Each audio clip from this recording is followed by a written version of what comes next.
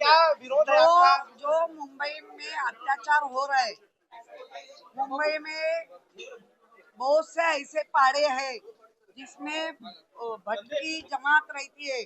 मुंबई में ओबीसी रहते, उनका जो मुंबई डाल के चिट्ठी डालनी चाहिए थी वो नहीं डाली है। पक्ष का माइंडेड देख के उन्होंने जो किया है वो गलत है, इसका हम निषेध करते हैं। आप क्यों कह रहे हैं कि यहाँ पर ओबीसी 2019 2022 हे ओपन होतं.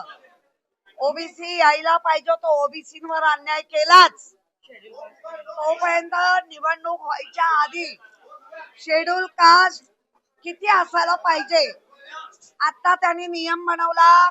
शेड्यूल कास्ट शेड्यूल ट्राईब 3 असायला पाहिजे, मगच म्हणजे तुम्ही जाणून बुजून शेड्यूल ट्राईबचे आमच्याकडे 2 उमेदवार आहे.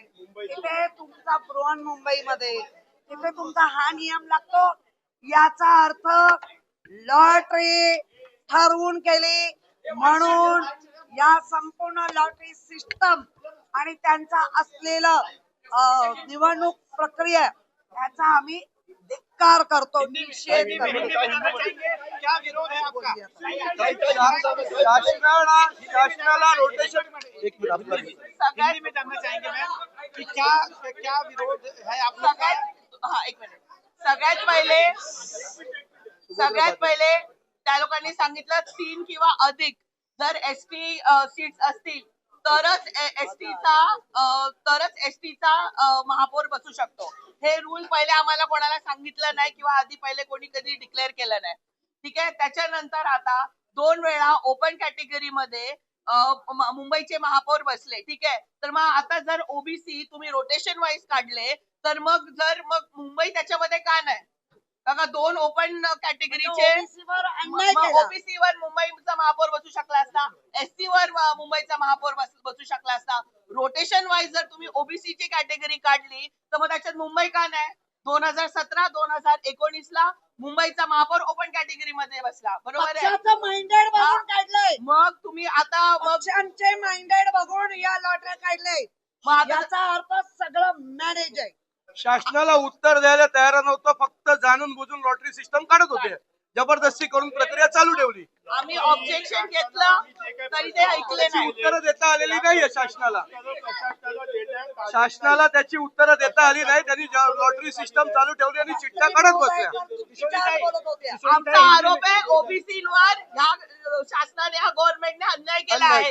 रोटेशन वर या लोकांनी ओबीसीचं काढलंय, ठराविकच 8 वॉर्ड ओबीसीचे काढले आणि त्याच्यात ओबीसीचं पहिलं आरक्षण त्याच्यात देऊन टाकलं. रोटेशनची नेमकी पद्धत काय असते? त्याच्यात पारदर्शकता आहे. आधी ओबीसी झालं नाही म्हणून आता ओबीसी मध्ये टाकलं. ठीक आहे. तर आता ओपन मध्ये मुंबई कशी आली? मग ओबीसी एसटी मध्ये यायला पाहिजे होती. आणि एसटी तुम्ही आता मला सांगताय की 3 नगरसेवकच्या वर जर एसटी असेल तरच मग एसटीचा नगरसेवक बसू शकतो. मग तुम्ही बाकीच्या सगळ्या समाजाच्या याच्यावर तुम्ही अन्याय करतायत.